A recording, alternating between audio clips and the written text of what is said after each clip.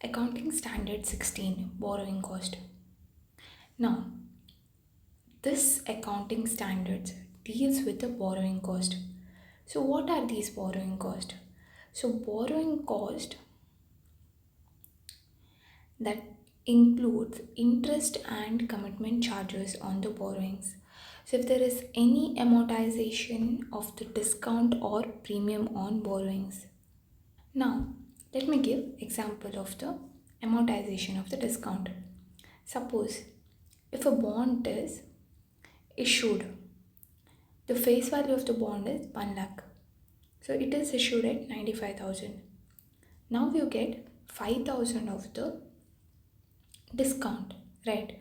So now this discount is amortized over the period of the bond. Say it is for a period of 5 years. Now you get 1,000 each year. Now what you do is basically along with the interest charges which gets charged over a period of time to the cost of the asset, you need to charge an additional interest expense of 1,000 to the cost of the asset. That is, you need to add 1,000 additional to the cost of the asset each year till the period the qualifying asset gets completed. So then amortization of the ancillary cost relating to borrowings. So there might be any legal charges which is involved. So these charges are also included in the cost of asset. So then what we have is finance charges for the assets acquired on finance lease. So if there is any finance charges which is involved in the asset acquired in the finance lease, that is also charged to the cost of asset. Then exchange differences. This will further deal. Now, what is qualifying asset? So qualifying asset is asset which takes substantial period of time to get ready for its intended use or sale. For example, there is a contract for you to manufacture a certain type of car with certain features. So now what will happen is it takes a substantial period of time to get completed, right? So it takes time. So then in such cases, this borrowing cost ka standard will come into consideration, provided you have taken any borrowings with respect to the asset, that is the party who is yet to purchase the asset has taken the borrowings. Now, what is substantial period of time? Usually a period of 12 months or more is considered as substantial period. However, it depends on the facts and circumstances as to what is substantial period of time. That depends on case to case basis. So usually 12 months or more is taken as a substantial period of time. Now, there's any exchange differences on foreign currency borrowings. So if there is any exchange differences with respect to foreign currency borrowings, what you need to do is basically you need to see the difference between the interest on the local currency borrowings and interest on the foreign currency borrowings. So what is the interest on local currency borrowings? It is the rate at which you would have borrowed in the Indian currency provided you would have not borrowed in the foreign currency. So that is the rate at which Indian currency borrowings is made. So now this difference whatever is there, that needs to be added to the qualifying asset. However, that difference which you are adding to the cost of the asset, right, that shouldn't exceed the amount of the differences. It shouldn't exceed the differences in the borrowing cost. For example, the difference in the borrowing cost is 10. Now you can't add more than 10 to the this what is that, you can't take more than 10 as borrowing cost. Now XYZ has taken a loan of USD 10,000 on April 1st 2001 for a specific project at the interest rate of 5% per annum payable annually. On 1st April 2001, the exchange rate between the currencies was rupees 45 per USD, and the exchange rate on 31st March 2002 is 48 per USD. Now, corresponding amount could have borrowed by XYZ in local currency borrowings at a rate of at an interest rate of 11% per annum as on 1st April 2001. Now, I'll go to bank on 1st April 2001, that is local bank. So now 10,000 USD on 1st April is how much? So that is 10,000 into 45. So basically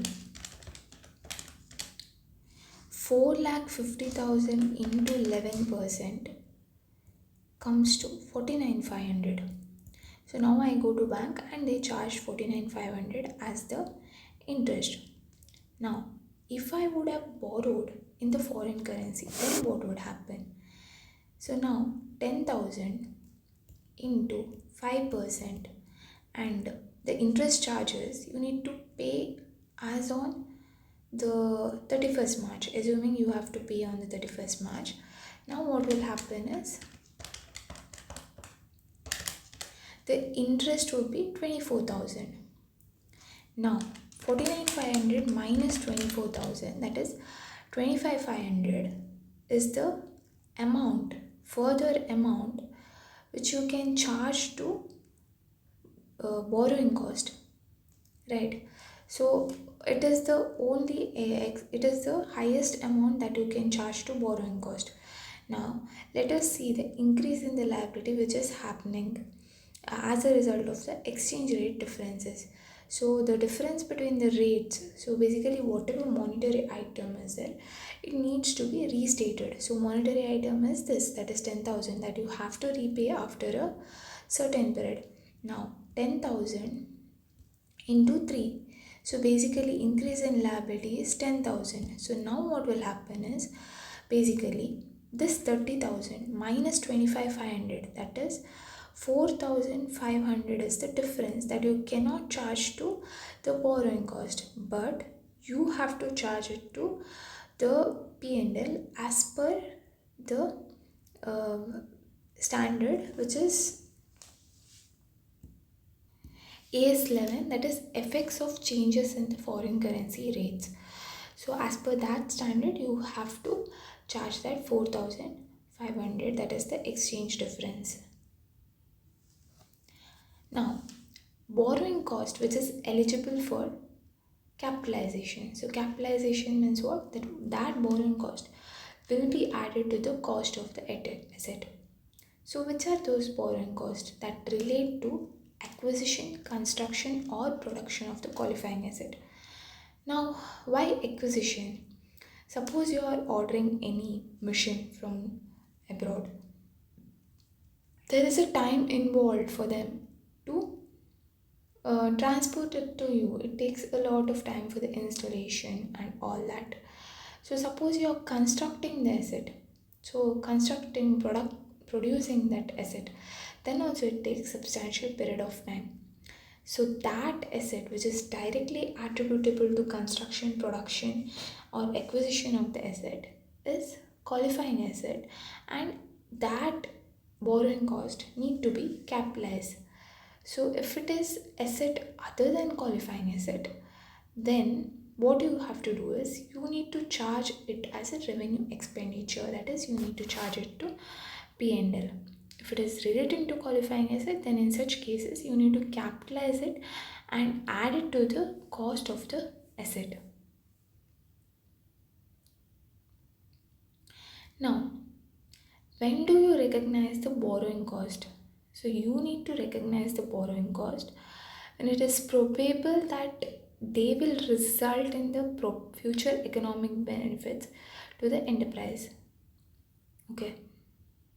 So basically, if it results in the future economic benefits, only then you can recognize the borrowing cost. That is, you can capitalize the borrowing cost, and the cost, whatever borrowing cost is there, that can be measured reliably. What is this cost can be measured reliably?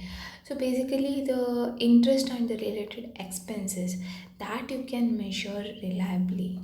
Now basically whatever the cost is incurred, there's a chances that these costs will increase the benefit with respect to the asset, that it will generate increased revenue, cost savings, or financial gain to the entity.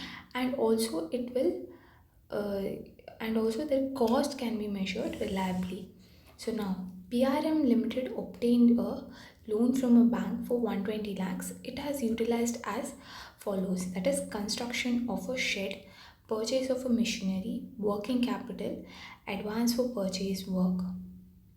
Now, so basically construction is there, then purchase of the machinery, construction of a shed was completed on 31st March 2002. The machinery was installed on the date of acquisition. So here it doesn't take substantial period of time. So here on 30th March 2002 he has finished.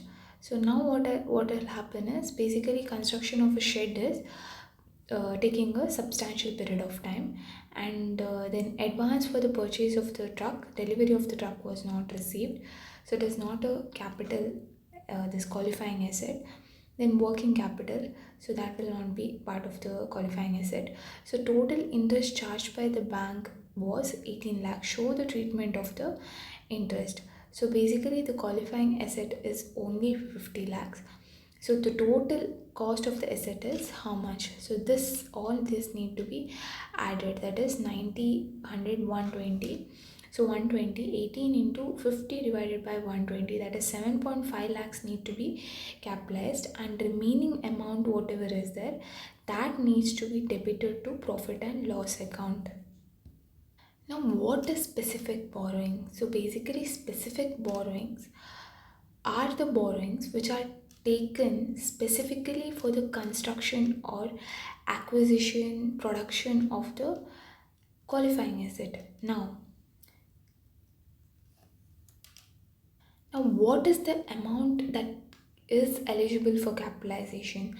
So, what is the actual borrowings made minus any income? Suppose you have borrowed certain amount, but say for example 100, 100 lakhs, or 100, for example 100 you take. Now you have utilized only 50 lakhs as of now, and you want the remaining 50 lakhs. So now you have 100 lakhs, you have taken a borrowing of 100 lakhs. Now you need only 50 lakhs now and 50 lakhs after 6 months. Now what you do is you invest it and you get certain returns. So now after 6 months you need, so now this interest whatever is there attributable to that borrowing cost, that will be deducted from the actual interest which is attributable whatever is there, that will be deducted from the borrowing cost of 50 lakhs. So on 50 lakhs if you have taken the loan percentage is 10%, then in such cases how much is there? So that you have to take, basically on this 100 lakhs whatever is there you need to take 10%, and this borrowing cost whatever is there, that borrowing cost amount you need to deduct it from here. Okay, so general borrowings whatever is there, if there is any general borrowing cost to the extent of the cost which is incurred in relation to the qualifying asset, that is capitalized as a part of cost.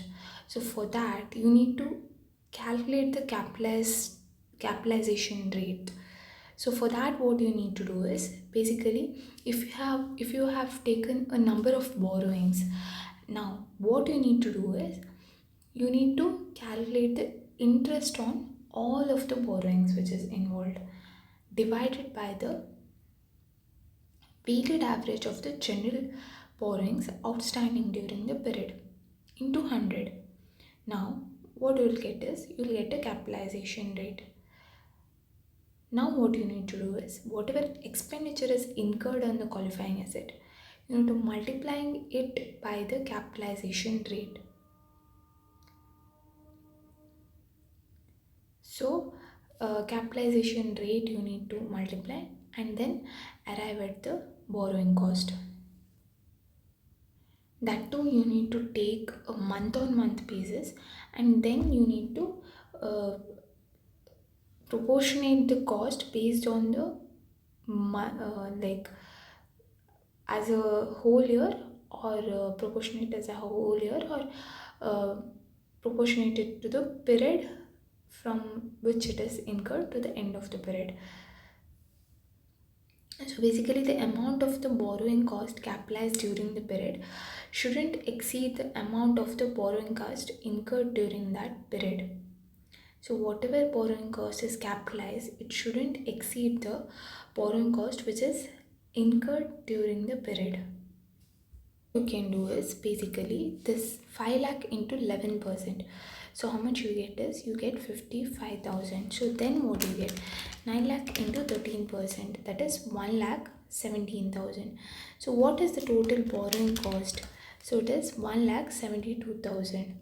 Now what is the total borrowings what you have made? That is 14 lakhs. So divided by 14 lakhs into 100. Now 1 lakh 72,000 divided by 14 lakhs into 100. So this is the weighted average capitalization rate. So this is the rate. So now what you need to do is you need to multiply it on the expenditure whatever is incurred. So now building was completed on 31st December 2001. So now what you need to do is basically 2 lakh into 12.285%. So it is there for 12 months. So 12 by 12, then 2,50,000 into 12.285% into, now how many months, that is January, February. So into 9 by 12. So then what we have is 4,50,000 into 12.285% into how many months? 6 months. So like that you need to multiply, and total this, what is that, borrowing cost whatever is it that which need to be capitalized, you will get the amount. So basically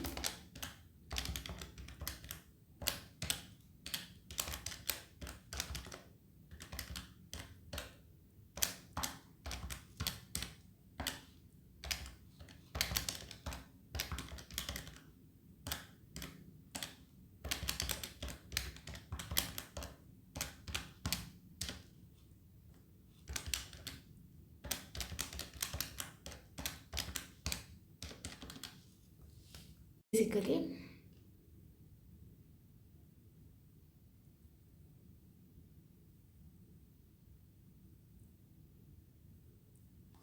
okay, so basically they have taken also the specific borrowings. So you need to deduct 1 lakh, and then on the remaining 1 lakh you need to calculate 12.285%, and then you need to apply the capitalization rate. That is basically you can deduct here 1 lakh, and then 1 lakh you can take it here, and you will get 5 lakh 22,500.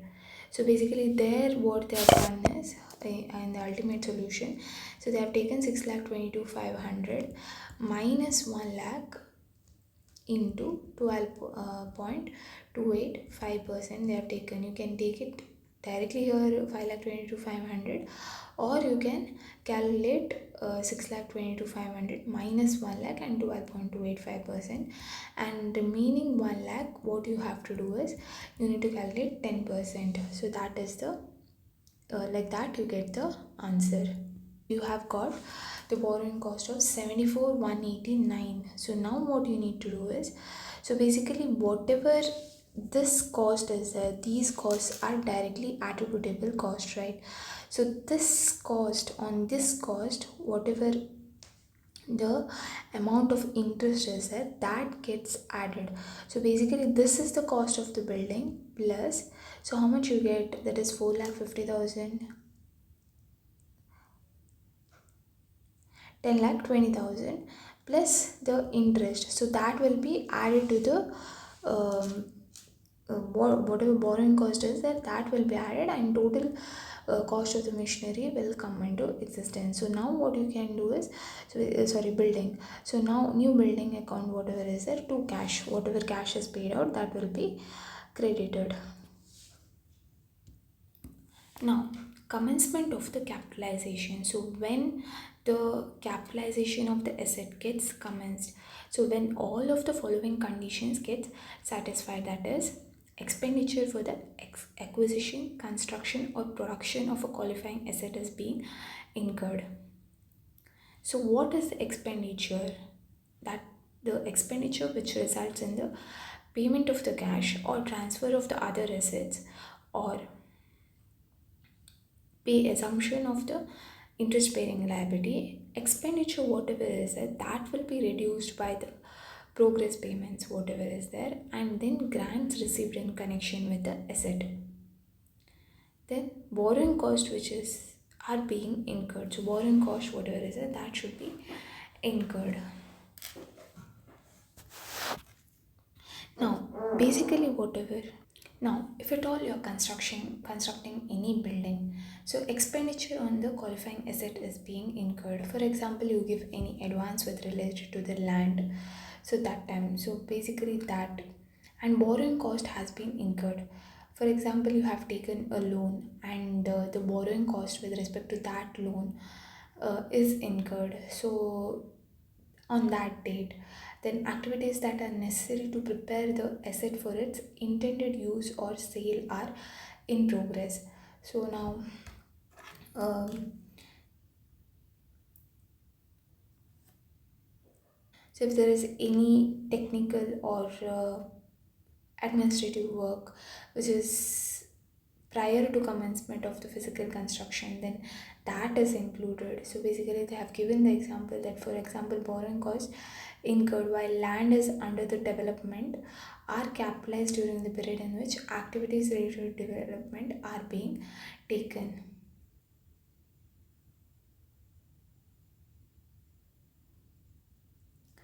So basically later of the following you need to commence the capitalization of the asset. So commence the capitalization of the borrowing cost with respect to the asset.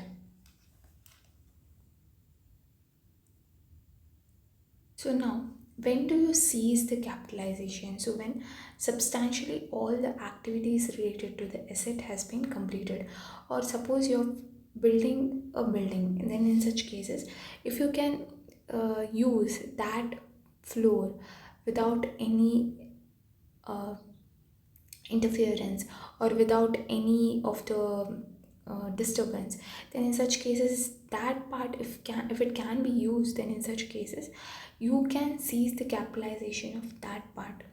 So it's basically even if the routine administrative work is pending, you may continue to you may discontinue to capitalize the borrowing cost with respect to the asset.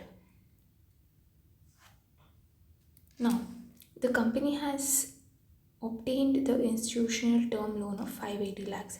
So, this is the amount of loans for the modernization and renovation of its plant and machinery.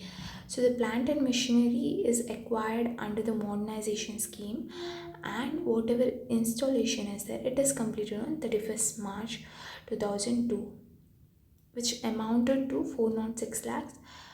That is, so basically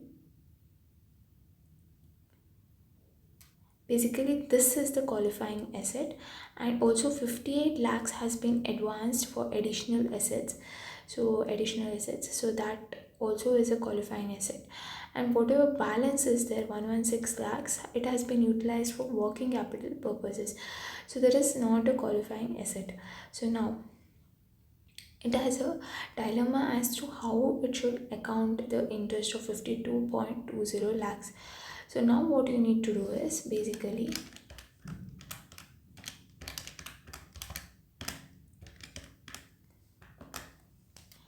you need to apportion the amount whatever is there. So now 406 divided by the total, that is 580 into 52.2, you'll get the portion which is attributable to qualifying asset.